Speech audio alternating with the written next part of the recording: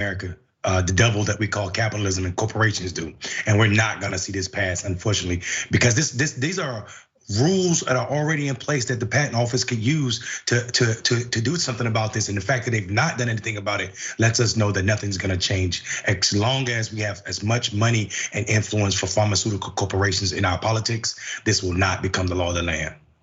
No, it won't. But again, as we have discussed, the fact is that if we actually had a society that took care of us, that uplifted its people, that pay its taxes and keep us in a position, then it would not necessarily be the case. We'd be like those great Nordic countries that have universal health care and all the wonderful things that we should be entitled to, especially given how hard we work and how much money we generate. But that's okay. As we all know, drug companies love to exploit millions of people. That is something that is glaring. And all the examples of the drug manufacturers really just jacking up prices, like Moderna was ready to hike its price of its vaccine, which I kind of wish it would have because I have stock in Moderna, but that's not the point. We're all working together. Anyway, but we know the government was paying $26 a pop for it, and they wanted to put it up to between 110 with 130 for everyday Americans. That's wild. Thanks to Senator Bernie Sanders, who chairs the Senate Health Committee. Well, that didn't happen. Moderna ended up having to cancel its plans to hike vaccine prices after Sanders invited the CEO to testify. That's the kind of change we need, and we need more individuals out there like that. Mondale, I know you are an individual out there like that, which is why you are a mayor, and you're out there making meaningful change out in North Carolina. Where can people find more about you and really kind of just follow your journey? Yeah, I am Mondale Robinson on all platforms, on all social media platforms. And of course, I'm producing videos, content weekly, 4 times a week on TYT Rebel HQ. So check us out. That's fantastic. I cannot wait to see more of your videos out there and your contributions, and also follow your path, because I know in North Carolina things are going to be work, especially with the Supreme Court's ruling. Is there anything you're going to do in particular in light of that? Yeah, I mean, we're working on some stuff right now to wake up the eastern part of the state. The eastern part of the state, percentage-wise, where most of the black people are. It's where I'm a mayor, and also it's also some of the least performing, like voting performance. And we're trying to get people more active in the electoral politics systems out there in the eastern part of North Carolina. That's cool. Thank you so much. I really appreciate you joining us today, and also very much appreciate your work, because we know there needs to be change, and especially since North Carolina is around the top of that list of most gerrymandered states. We know that you all need help out there, and so I'm glad and grateful you are putting in the work, and I can't imagine it's easy. So I want to thank you so much for all of your contributions and work, and definitely y'all get out there and watch on Rebel HQ, Mondale Robinson, all of his contributions. Also check out mine, I got a few out there, some good things. I definitely broke down recently Tucker Carlson's text messages and why they cost Dominion voting case for Fox News, because believe it or not, that case was not in the bag. I give you my legal analysis on why that was the case. And now that it is Friday and we are at the end of the show, I wanna bid you adieu, and I'll check you out soon. Thanks for watching.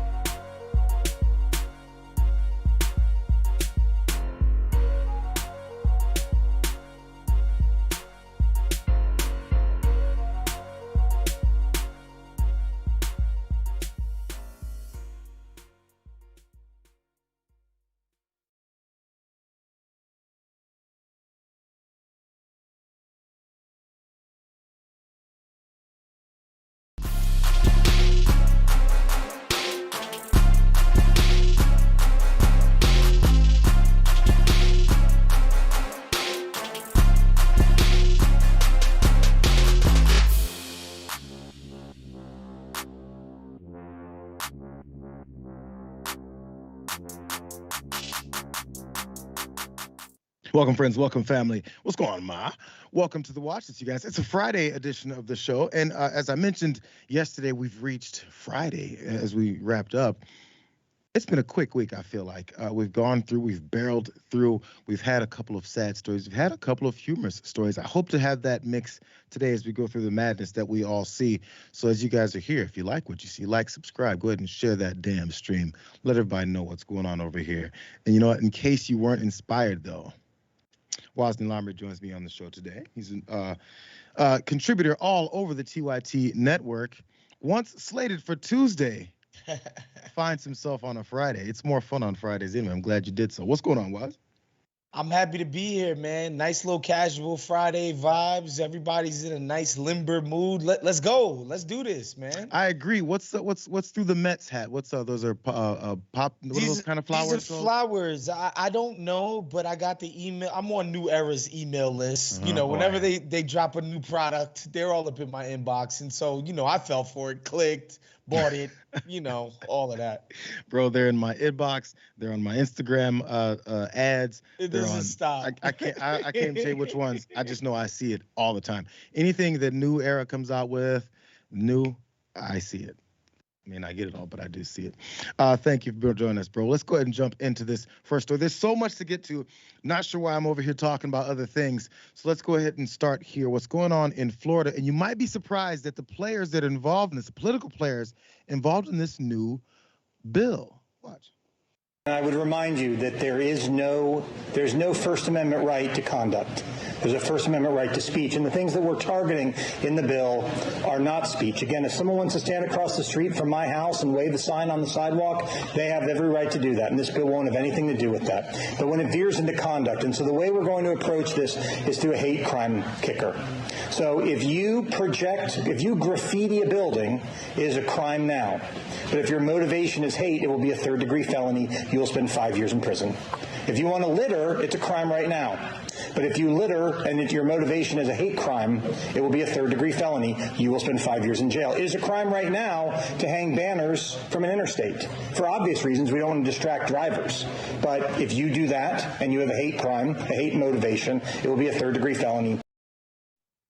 That's Florida State Representative Randy Fine. He's a Republican, and he's talking about this new bill that they put forward that will limit all this anti-Semitism that's been overflowing in the state.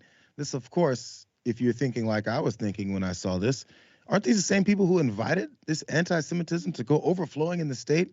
They're flipping now a little bit, and the folks that they've invited in and feel very comfortable doing the things that they are doing aren't very happy with them anymore.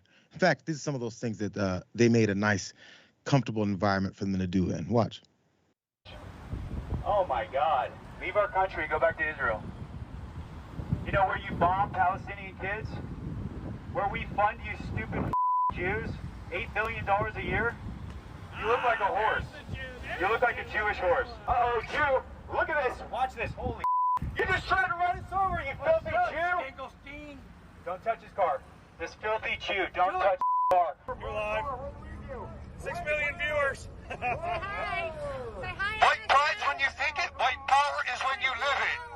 You can shove that finger up your rabbi's ass. He's a Jew. Look at him. Guess where you're going back to? Go to the far side. Sir, hey, I'm reporting a crime, you Wow. They ran away. I'm reporting a crime, you piece of shit. Cops work straight for the Jews. What are you, the police? Heil Hitler, you Heil Hitler. So now Republicans are noticing all this stuff that's been going on for the past 2 years or so, if not even longer. It's increased. Now they're trying to reel it in, and now these folks are upset. Here's some of the things that they're doing here. By the way, the Anti-Defamation League said that there have been more than 400 instances of white supremacist propaganda being distributed in Florida from January of 20 until August of 2022. Jacksonville's seen other anti-Semitic incidents as well, such as when a swastika was projected on the side of CSX building in downtown Jacksonville. That was during a Jacksonville Jaguars game earlier this year. You guys maybe remember that. So this is what they've introduced to try and push back a little bit. It's called House Bill 269. And it will make it a hate crime. This is what Randy Fine was talking about, to hand out flyers containing hateful or discriminatory messages onto private property. The Florida Senate unanimously approved this bill on Tuesday. And if DeSantis signs that into law, distributing flyers or any other material with this intention to intimidate, threaten, or harass people based on religion or ethnicity will be considered a hate crime under this bill. Seems pretty straightforward, seems pretty easy. And if you're not a bigot, a hateful person, if you're not distributing anti-Semitic and other bigoted racist flyers around at people and trying to terrorize them, as we've seen these folks doing without any kind of pushback, you might get mad when you see this. And if you're not that person, you go, oh, that's cool. I guess that's for someone else. Here's someone who was touched by it, and I think they're admitting to something. Watch. It always starts with, don't say the N-word, don't attack Jews. And then next, it's don't criticize open borders or election fraud or forced injections, which they're now doing. Florida GOP declares war on the First Amendment, Infowars.com, to combat anti-Semitism. The free state of Florida is set to have the most oppressive hate crime laws in America in order to combat anti-Semitism. And anything else they say is hate. Base DeSantis just got your First Amendment rights revoked. There is no First Amendment right to conduct, Jewish Florida State Representative Randy Fine told the media earlier this week. Well, DeSantis better veto that, or I'm going to totally not support Ron DeSantis. That will be just a nail in the coffin too far if that's the case. But taking crimes that aren't felonies, that aren't associated with violence, and then saying we're going to make it a hate crime, 5 years in jail if you litter. So there's Alex Jones there being very upset about this anti-hate crime bill that Republicans are pushing through. So they're pushing back on DeSantis.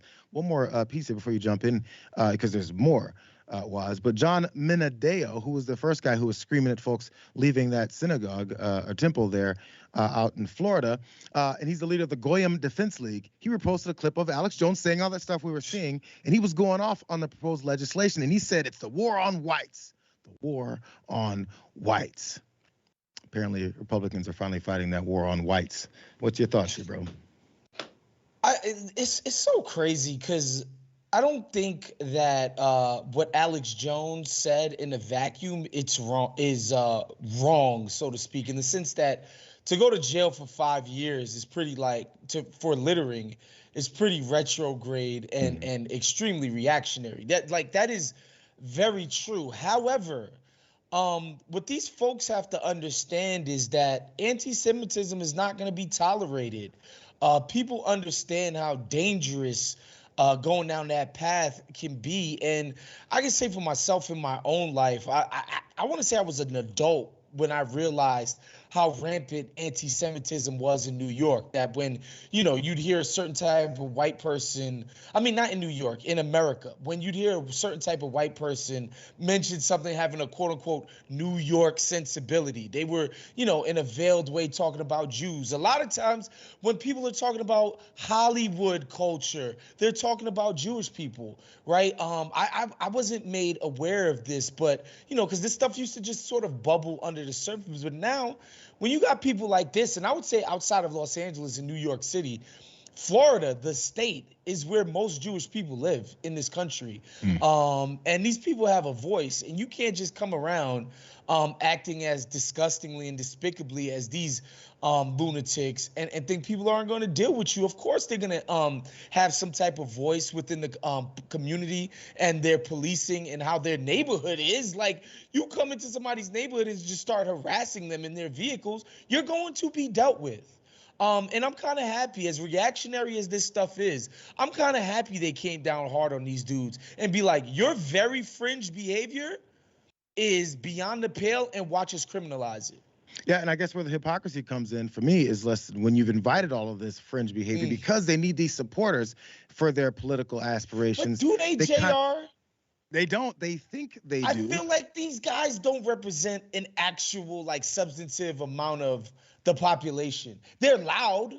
We notice them more than your average citizen who just goes about his business, not harassing people for being Jewish.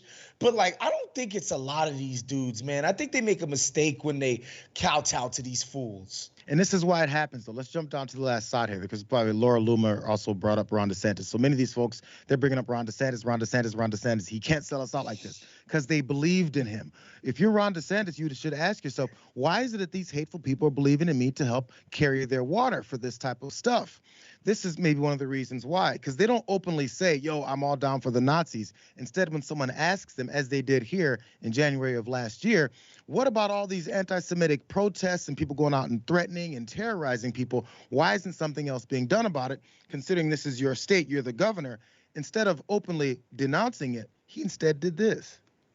These people, these Democrats who are trying to use this as some type of political issue to try to smear me as if I had something to do with it, we're not playing their game. You know, some jackasses, you know, doing this on the street. First of all, state law enforcement is going to hold them accountable because they were doing stuff on the overpass. But I'm not going to have people try to smear me that belong to a political party that has elevated anti-Semites to the halls of Congress like Ilhan Omar, that have played footsie with the BDS movement, that even have people in their party that have cavorted with Farrakhan.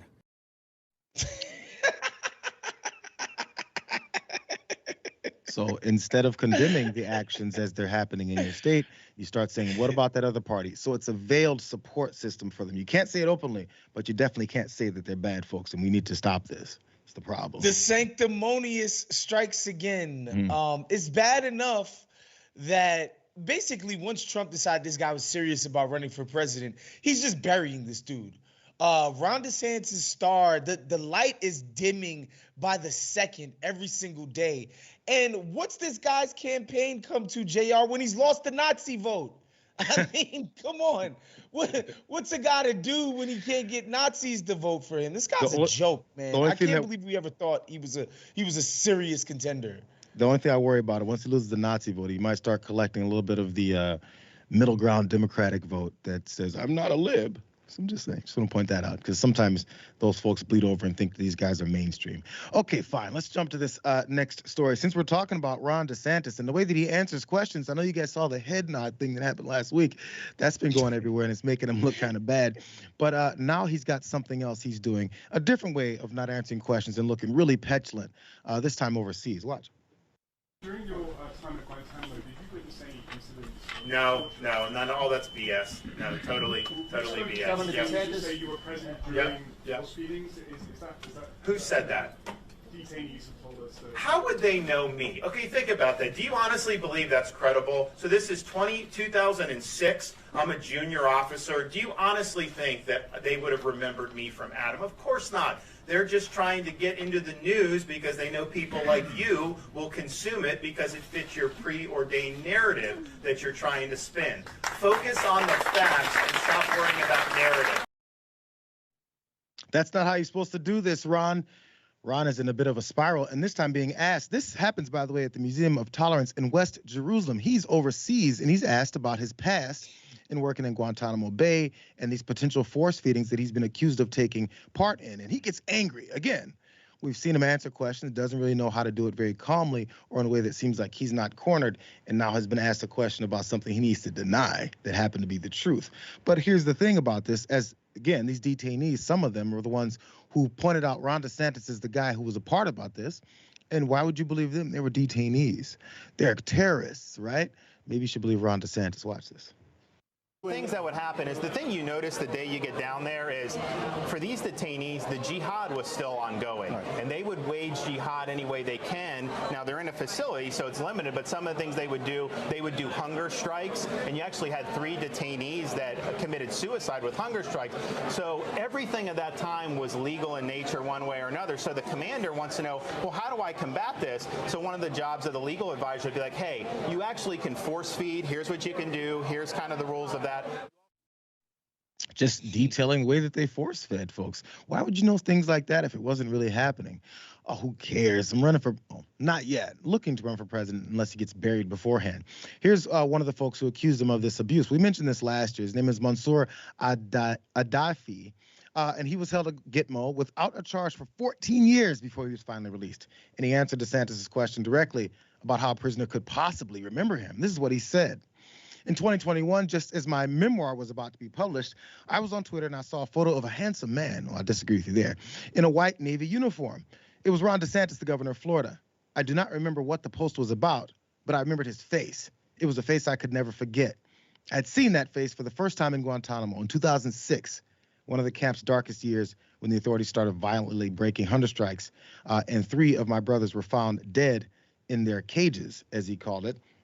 And he figured that those friends of his that he found dead in cages were actually murdered, he believes, considering the way that they were being treated. But lastly here, he spoke more about it and DeSantis' involvement in torture, the same stuff that DeSantis got really upset about in that question and really showed how much he didn't want to talk about it. Watch more. Force feeding.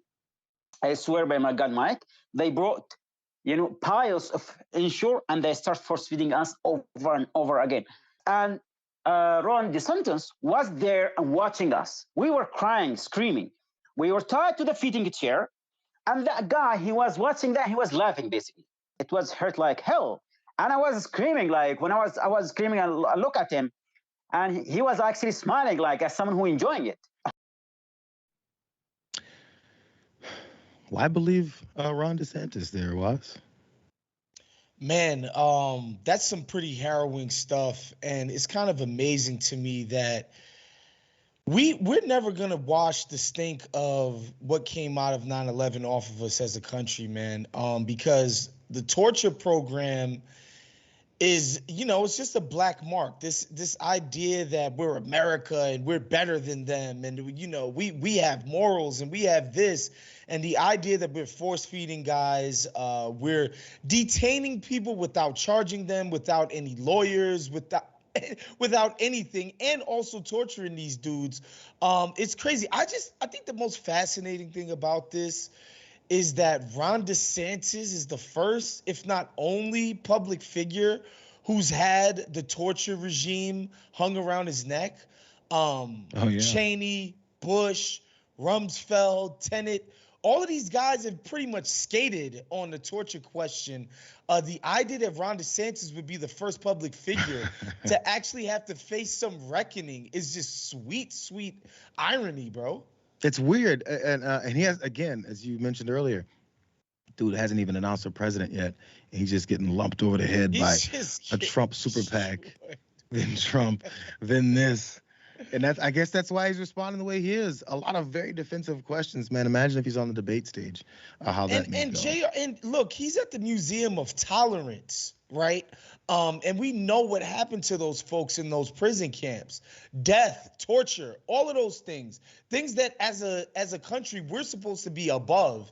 And Ron DeSantis is getting questions about taking part in the torturing of prisoners of war.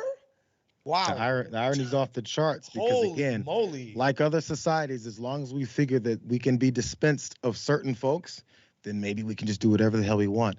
And the fact that he believed that at one point, and maybe it's changing here, is catching up to him. Let's go ahead and take this first break, you guys. I'm curious about your thoughts on these first couple. But when we get back, there's more fallout from the Steven Crowder thing. It's still very uncomfortable. But the thing now is, I talked about this a couple of days ago, and I was like, man, get in the middle of a divorce. I'm not sure what to do with that. Folks have gotten in the middle of it, and they're exposing some things, and words have been said. Let's get to all of that and a lot more when we get back, you guys.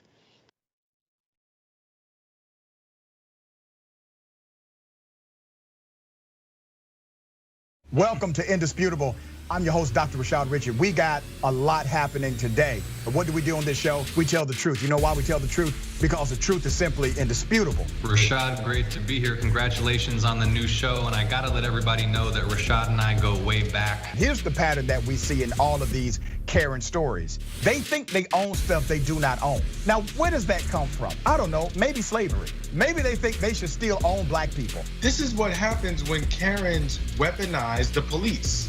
When you're used to privilege, equality seems like oppression. It hits you in a certain way when someone is holding you against your will, treating you like you're a criminal and you're an innocent person. This is something that black people face no matter where they are. A stronger black economy lends itself to a stronger, greater economy. Don't think it's exclusive of you, it's inclusive of you. What's your beef with critical race theory? It adds more fuel to the fire of the racist tendencies that we already have. We have a generation of problem solvers that can remedy the problem if they are properly taught what the problem is. You know who created redlining in this country? It was a white liberal. I don't give a damn who created it. If it's a racist policy, Shelley, here's what I don't know. I don't Trump know. involved? See, there you go filibustering, brother. You're scared of this truth, but you're going to get it, though.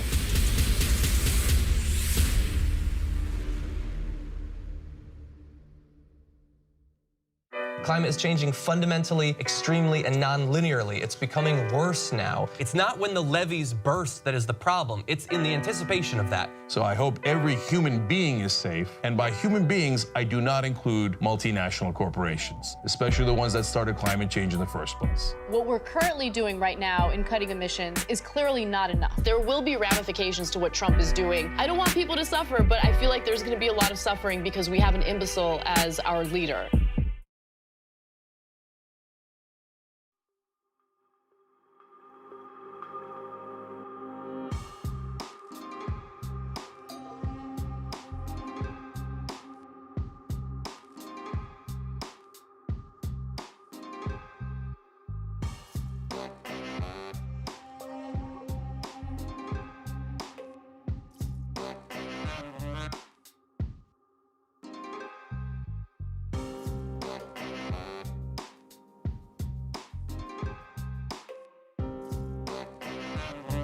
What's up, you guys?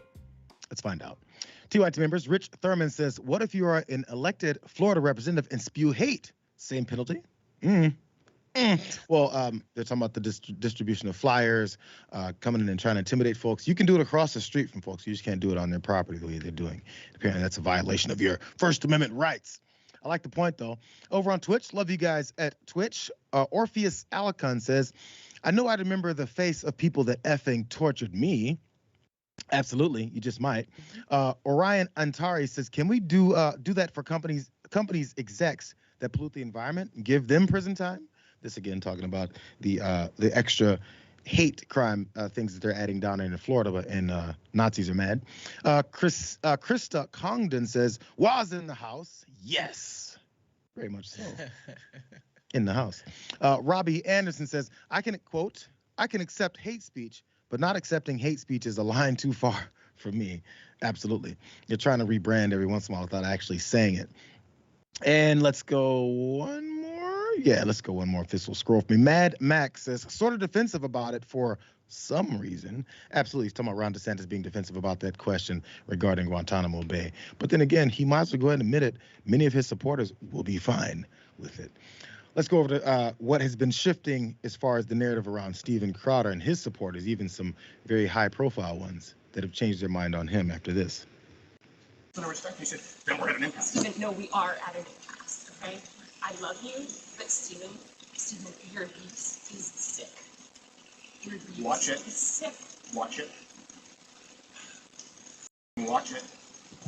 I'm gonna let go. I'll get what you need me to get. And I need some space. We need to just talk.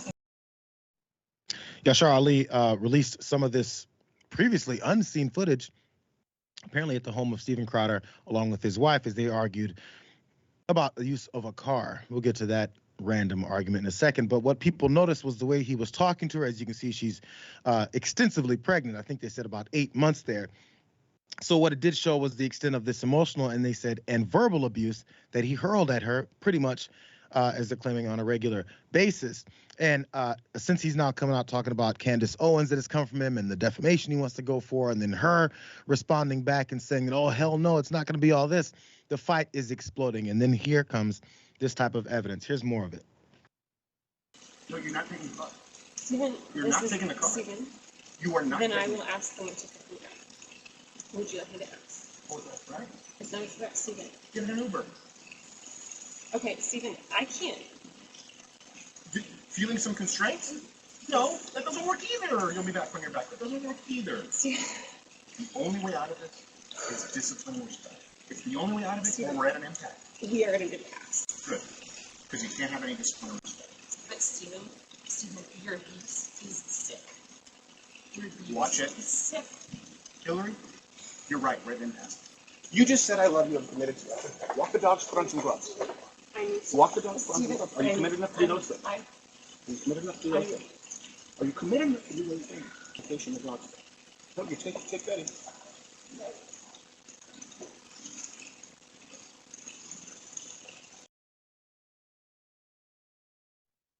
So folks are also reporting that apparently, as you saw at the back end there, he allegedly said, "I will F you up" once they were inside. Folks are circling that. It wasn't seen on the tapes, but that's what also is being talked about. So some of those details, as the numbers, the dates and times went around for when this happened versus all the talk about divorce, here's those details. Hillary Crowder filed for divorce in December of 21 after she learned that her husband had hired a divorce attorney a month earlier. So maybe he was on that path. Hillary Crowder welcomed twins via C-section in August of that year. And despite her best efforts, apparently her husband was absent when their twins were born. Instead, he met with their newborn twins later that day at the hospital.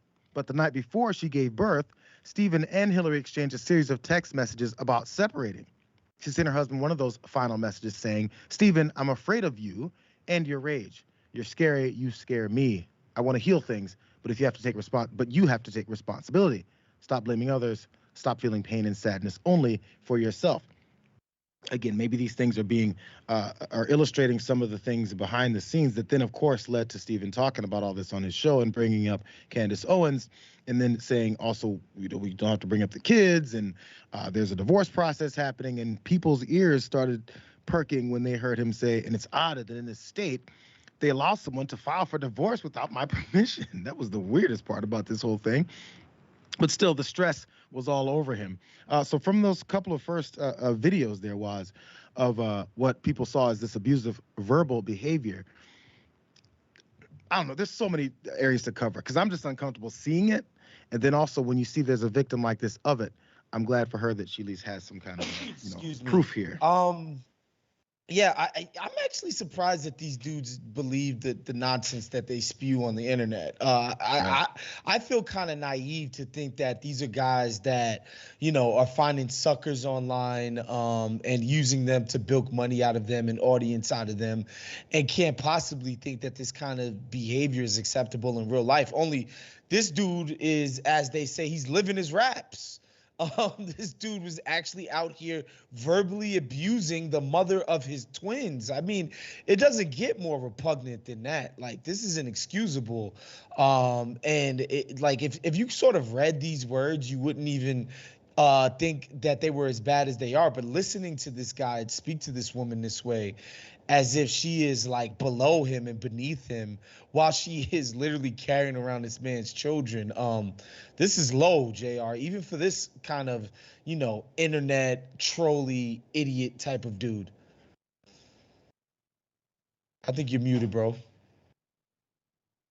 I think people are starting to agree with you, Waz. And the odd part about this agreement is coming from many of these folks who support Steven Crowder, are colleagues of Steven Crowder, and they're beginning to realize something as we go to graphic 6. Let's jump down to graphic 6, you guys. What they're beginning to realize is some of these conservatives are like, they're discovering what the difference is between what they keep calling cancel culture that's just wild and starts cutting people out because they made a little mistake or they had one misstep and didn't really mean anything, to actually wanting to distance yourself from disgusting, horrible people. One of those is Brandon Morse.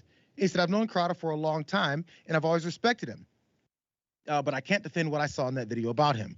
My wife and I have had some spats where we've said things we regret, but that was more than just an angry back and forth." So he's disturbed by this. Also, Cernovich, Mike Cernovich said this as well. Free life advice after seeing that.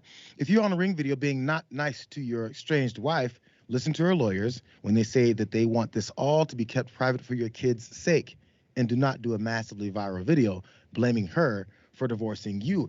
Isn't this odd? So are they canceling him?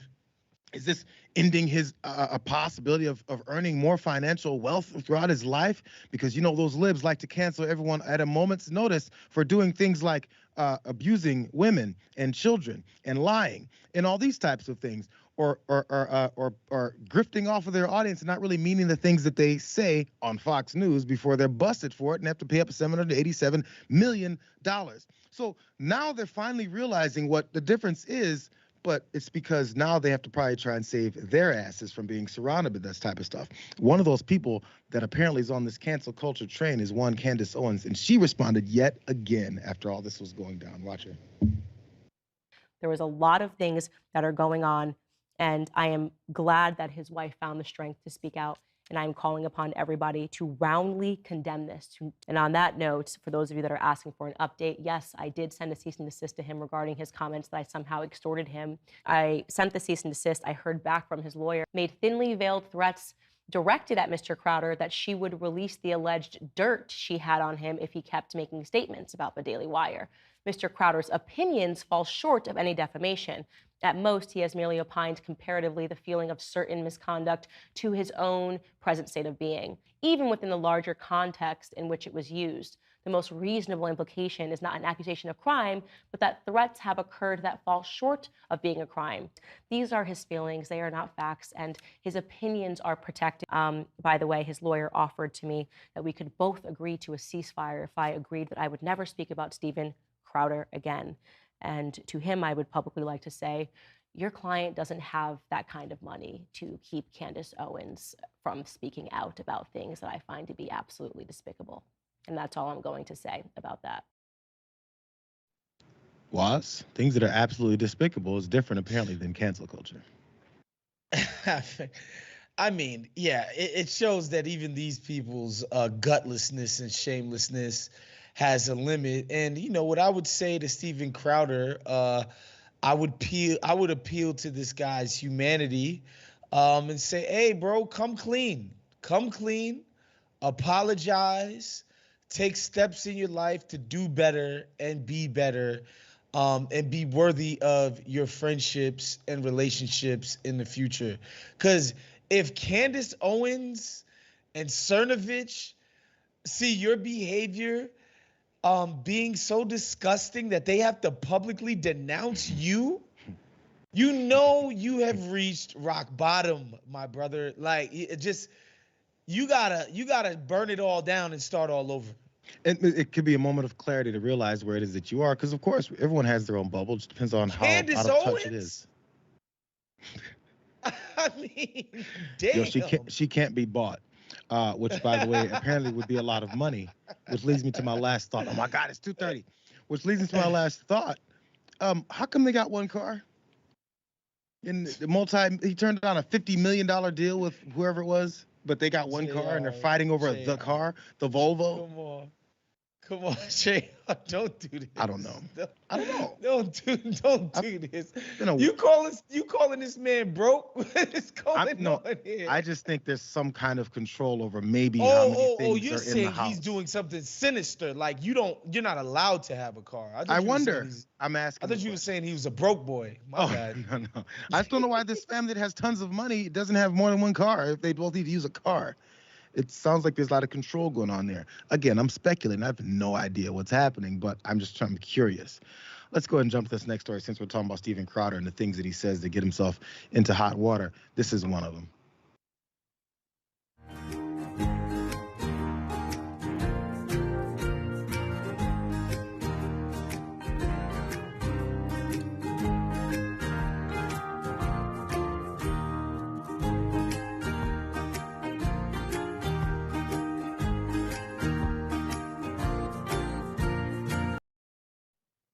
Mattel and Barbies. They're making a new Barbie. In fact, they've made it already.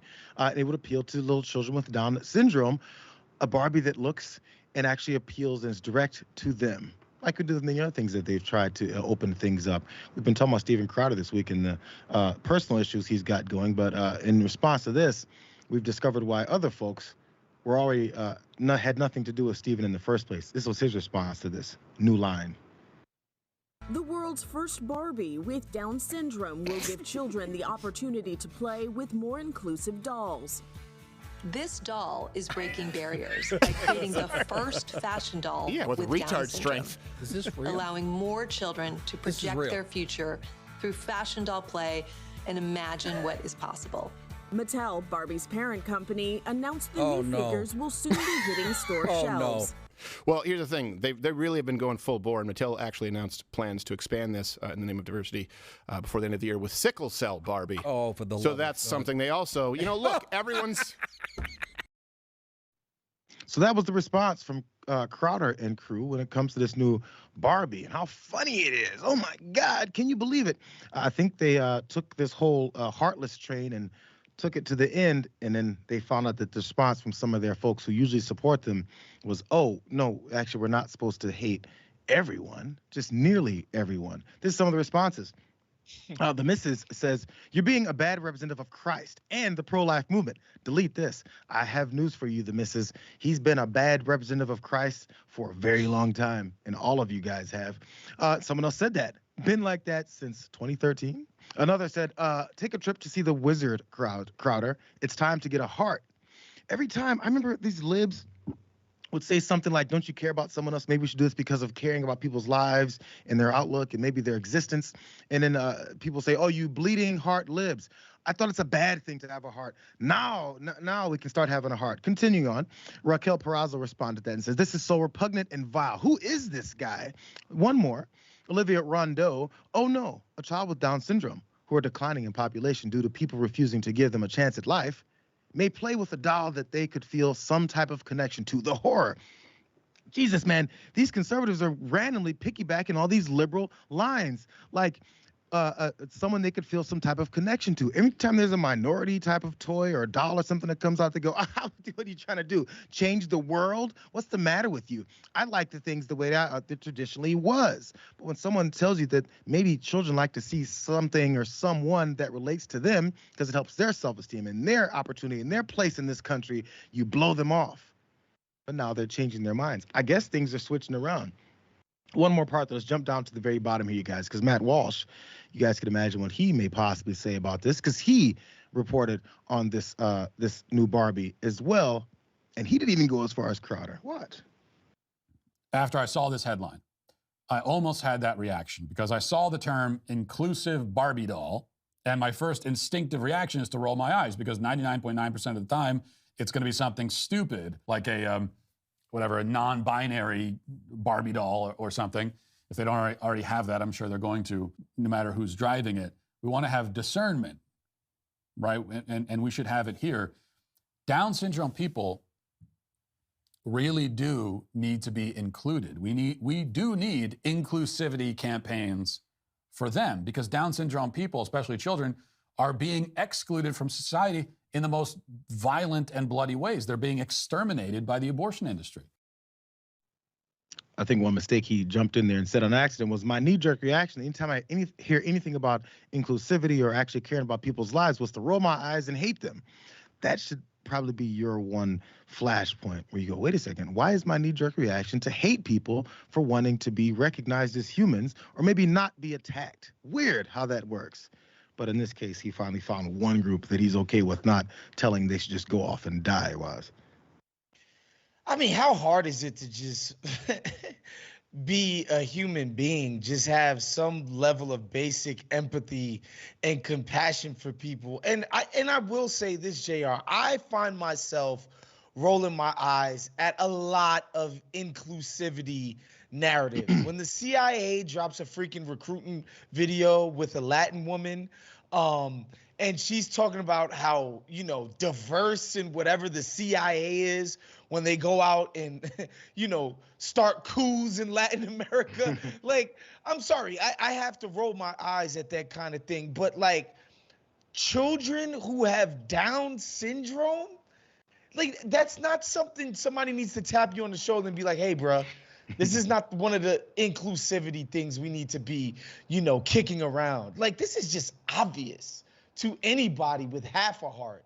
Well, the other ones are obvious too. I mean, I think we mentioned it before we came on. Candace Owens went off about the Kim Kardashian and the ads with folks in wheelchairs modeling the underwear, because it was made a certain way for folks who live and their mobility is based off of their devices. So sometimes when you're changing clothes, you need to put different things on different ways. Oh my God, I'm sick of this inclusivity stuff. So I guess disabled folks is a problem too, but in this case, they finally decided on one. Maybe the hearts are growing. Maybe these Grinch's hearts are growing 3 times, but it'll stop just short of other actual folks that they've hated traditionally. Okay, you guys. There's more on these conservative pundits sticking their foot in their mouth. Michael Knowles' turn. He's up. Have been told, and then I've read on different fora that talk about this phenomenon, that there is a kind of pornography that is apparently a driver of the transgender identity that is so perverse that it constitutes a kind of hypnosis where men will say, I was a normal guy, I lived to be 41, 42, and I was basically normal, but then I fell into this kind of pornography, and it essentially melted my brain. I had a nervous breakdown. Now I think that I'm a woman. So rather than have to expose myself to that, and then, you know, I'll have to go to confession, potentially my brain gets melted, I can just talk to Genevieve about it. Genevieve, thank you for coming on the show. Can you just give not only the audience, but me a rundown? What is, among all of the types of pornography that lead to transgenderism, what is this hypnosis pornography? Oh, it's the question everybody wants to know the answer to. And Michael Knowles was wondering, I heard about this kind of porn. It just kind of floated around. I haven't heard about this porn before. What is porn, by the way? He wants to know about this hypnosis pornography. And here's his guest, his expert guest on to enlighten him about this stupid stuff. Watch. Hypnosis pornography is a little bit different in that it incorporates your lifestyle. So typically when we think of pornography, we think of it as something that is passive, that you're sort of watching. But this type, it asks you to sort of change your behavior, change the way you dress, even to start taking hormones. And it's sometimes called sissy hypno, so that's short for sissification, hypnosis, pornography. So what this incorporates is, as you might imagine, in the hypnosis style, things like repeated mantras, counting down, and probably some of the worst, most regressive stereotypes about women that you can possibly imagine. The speaker will say to the listener or viewer, you are a dumb bimbo slut. You want to be a girl. You want to be a bimbo. You know, just all of that sort of terrible, insulting, degrading terminology and language, which is part of the point. It's part of the thrill. It's that it's taboo, that it's degrading, that's humiliating. It's really weird how that works. Okay, listen. So you watch a certain kind of porn and it says, you bimbo, and you, oh my God, I'm a woman. I've always asked the question because I tell people even, I said, if you run across your crazy uncle at Thanksgiving and he goes, yeah, if you watch that, then you're suddenly going to want to become a woman. Ask them, how does that work? And here's this expert, and this is how it works. Apparently, someone says to you, they voice over very quietly while you watch the filthy porn, and it goes, you bimbo, slut you. And then you go, oh my God, where's my dress? That's how it works. Why don't you stop arguing with me about this? I mean, we're of the generation who came up with elders telling us that jacking off would make us blind. You know, like this is what this reminds me of, JR. Like, what are they talking about? Like, what? It's like the obsession with trans people who make up less than 1% of the population. That's best estimates. Like, that's generous estimate is that our population is comprised of 1% trans people. The obsession and fixation on these people's lives to the point where they come up with these theories. Well, they had to be hypnotized into it. It's like what? And the fact that they could do that segment and not laugh, not crack a smile one time is just insane to me. It goes back to when you said you couldn't believe, when we're talking about crowd, you couldn't believe that some of these folks, when you see them off camera in those moments, they still talk and act the same way they do on camera. This is really what you believe? Wow, bro. So he really went home and searched up really hard for all of this hypnosis porn. And he's like, I got to see. Because as we know, Michael Research, it's research. He's a good, he's a good journalist. He's just doing the work, JR. I mean, you got to flesh these things out. Just saying. How much time we got? We have a few minutes. Okay, let's jump to this next story. You guys like bar fights. This one is unfair, though, and it still didn't get justice. Let's go ahead and watch.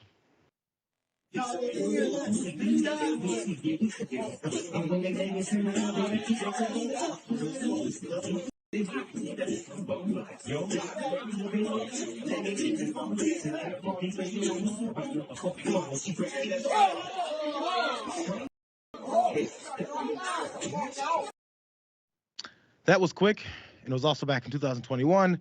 That guy that was in the T-shirt that knocked this gentleman out who was having a fabulous time drunkenly swaying around in that bar. His name is Joe Schilling. He's a pro kickboxer. And apparently he's also a pro puncher as well. Man, it was quick. And he's now been found not liable in this civil lawsuit because the guy that was brutally beaten down there filed one.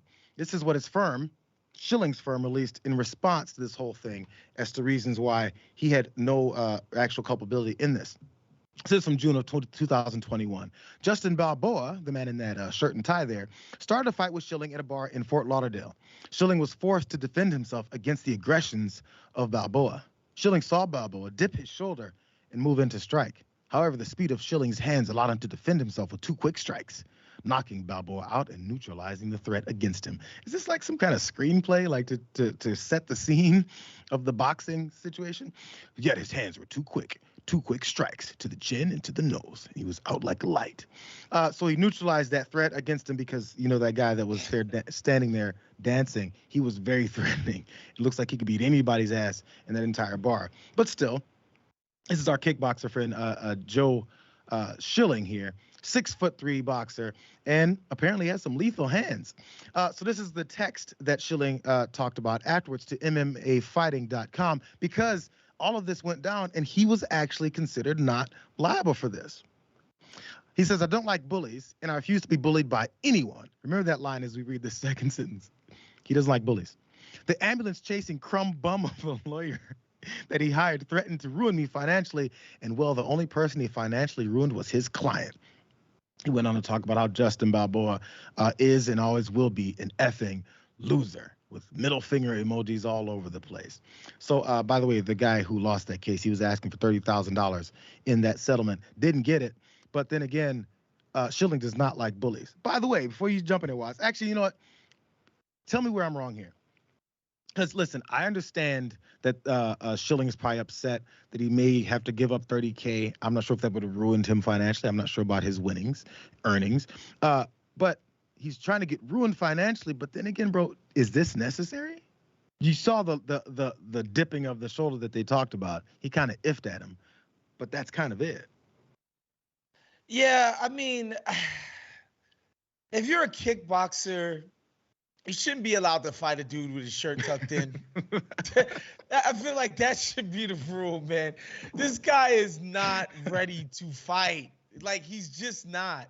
Like, the idea that dude posed any threat to this man is crazy. But at the same time, like, you know, especially when I used to go to happy hours in places like Midtown Manhattan where, you know, the finance bros would get off of work and these dudes would be pretty rowdy and loud and don't understand personal space and boundaries and all of that. So I understand the frustration. I've been there, but come on, man. You a kickboxer and this, you know, this schlub in a bar trying to impress women, you ain't have to do him like that. He slept that dude.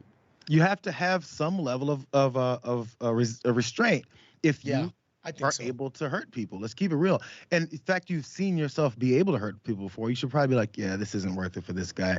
Look what I could be on the hook for. You know, many people like to talk about. He's got a tie on. He didn't really think this guy could hurt him. You know what? These are the type of guys who could walk up to one and go, go ahead, hit me. And they take a shot. You know, this is the type of guy you do that. He's having a great time with these women, man. You know, he's just like, yeah, I'm so funny. I got so much jokes. He kind of shoved him a little bit. He must have said something disrespectful back to the. Yo, watch where you going. Yeah. He's talking to dudes, actually. Oh, well, there was one woman there that he was talking to. He was having a good time. Yeah. Not anymore. God. That's horrible. All right, let's jump to this next story, you guys. It has absolutely zero news value, but you know what? I needed to ask you, Waz, are you one of these disgusting people that does things like this? We'll show you guys. Watch. My boss just asked me for like a ride, like somewhere, and like I was like, yeah, of course, sure, I got you, whatever. Hell the fuck I don't. Like, my freaking car is not set up. So there is an employee there. She jumped on her TikTok and she talked about how she was panicked. Her boss asked her for a ride somewhere because something was wrong with his car. And then once she then had to try and figure a way to get him there, she was worried about the mess that he might find, and who knows, maybe he'll suspend her, fire her, because disgusting, just something apparently can't be tolerated in her workplace. She continued on, and she was then later talking about and showed the reasons why she was concerned about the state of her car. Watch that. This is not happening to me. I came over here to like try to make my car presentable, and my boss is out there because something's going on with his car, and he's out there, and my car's over there. My coworker got here, and I guess she's gonna take him instead, so I'm good.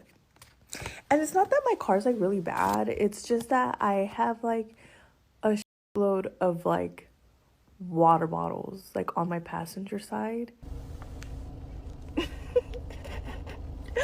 I should probably clean this out. Like, this is ridiculous. It's like to the top. Like, no much. So I saw this earlier, Waz, and I was like, this has absolutely no value on our life and society and the news of the day. But it struck me because when you saw that damn pile of water bottles in the passenger seat floor side of her car, I went, okay, I do that sometimes with like a couple of napkins, maybe a receipt. Every time I have a receipt, I toss it right over there. It's never really quite gotten that high though. But I'm embarrassed by it when it's my car. And number two, she didn't want to clean her car because the boss was outside. What kind of boss is this? I've never been afraid of a boss to this extent in my life. We're like, I can't go outside and clean my car because my boss might see me cleaning my car. What's he gonna do? What's he gonna do? There's lots to go through. Her boss, she was right to be scared because she is a sloppy person. She's nasty. You would have fired her? How about this? Get a water bottle. Everybody has one at this point. Like, this idea that you're just piling up. Don't tell me you're doing it for the 5-cent deposit either. Mm-hmm. This is just craziness. Yeah, her boss would have deserved to be reviled by her and her car. How long is that been there? That's got to be like a month plus of just dumping waters. Does she not ever have anybody in her car? That's actually the next thing I thought. I said, nobody rides in that car. Nobody gets in the passenger seat. If you open that passenger side door, you have a spill happening out the side. Imagine that first Tinder date. You get up in there. Oh my goodness. Abort immediately. Abort mission. She's like, how about you drive? My car's low on gas. Oh my God. Situation. It's a problem. I will admit, it's a problem that I deal with. Definitely nowhere near to that extent. I definitely have 2 grocery receipts in my backseat right now. 100%. I mean, I'm supposed to get one of those car garbage cans, which, my wife has in hers. And I was like, if I have it in mine, it's just going to pile up in there because I'm not going to take it out. So eventually you just get one of those plastic grocery bags, stuff all of it in and get rid of it once every couple weeks. And then I'm a disgusting mess for 2 weeks. Sorry, bro. Guess what, you guys? Guess what? We have a couple minutes left. It's Friday. Waz is here. I'm sorry, it's that way. Waz is here. And for the first time in a long time, I've got some good news.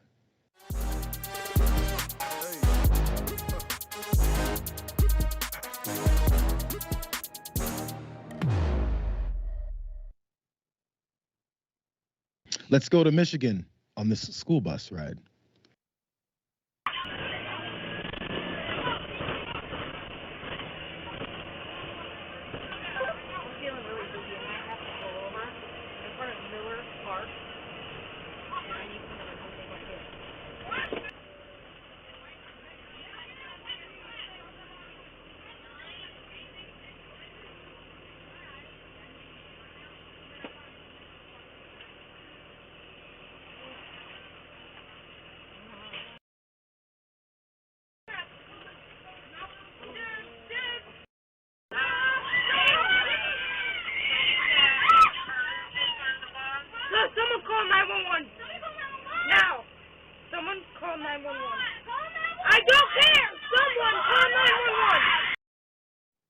Take charge, kid. It's a 7th grader who jumped up in the front of a bus. As you see the bus driver there slowly pass out. This is up in the Detroit area in Michigan. And he jumped up, put his foot on the brake, and dropped it into park and stopped that damn bus. Now he's being called a hero. He was up there saving folks while kids in the back were screaming. Damn it. He's the one guy who decided to stop everything that was going on. His parents were, after he's now been called a hero, first responders were all excited about this. Look at him crossing his arms like a G. And his parents then were asked about how did this kid, 7th grader, know what to do so calmly. This is what they said. I asked him, Dylan, how did you know what to do? How did you know how to drive that bus? And he said, I watch her do it every day. Dylan, who may someday want to be a firefighter or police officer, will be getting a special commendation for his heroics later this year. Can't nobody tell Dylan anything now as he's standing there with his arms crossed and he has his firefighter suit on. Proud of that young man. Proud of him. And yeah, you could be anything you want, kid. Maybe, shut the firefighters, but like you could probably aim a little bit higher. Like, look, if you end up being a firefighter, great. We need firefighters. I took the firefighter exam in New York City. I once considered being a firefighter, but I did too. Come on, kid. Let's, Well, I mean, firefighter, cool. They mentioned police officer. I was like, maybe steer away from that profession, bro.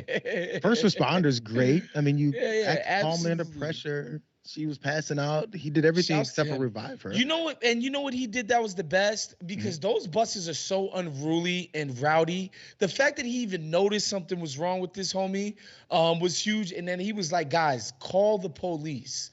This kid, ambulance, whatever. This kid, he deserves a gold star. I'm proud of him. Yeah, all of it was done perfectly. Calmly got in front of her, slightly moved to the side, grabbed the steering wheel, knew to put it in park. I mean, there's things I've been trying to teach my kids since forever because I told them, I said, bro, when you're 13, you're learning to drive a manual transmission automobile because real people drive real cars. Ford country.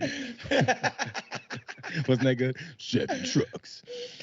Thanks, Waz, for joining me. They're telling me to get the hell out of here. I will get the hell out of here. You get out of here too, Waz. Have a good weekend, okay? Well, I'm going to be on the power panel next on this. So stay on. Hang around for Waz. He's going to be there. He just told you. Everybody hang around for Waz on the power panel. We got a couple more hours of the Young Turks left. We'll see you guys on Monday. Enjoy your weekend.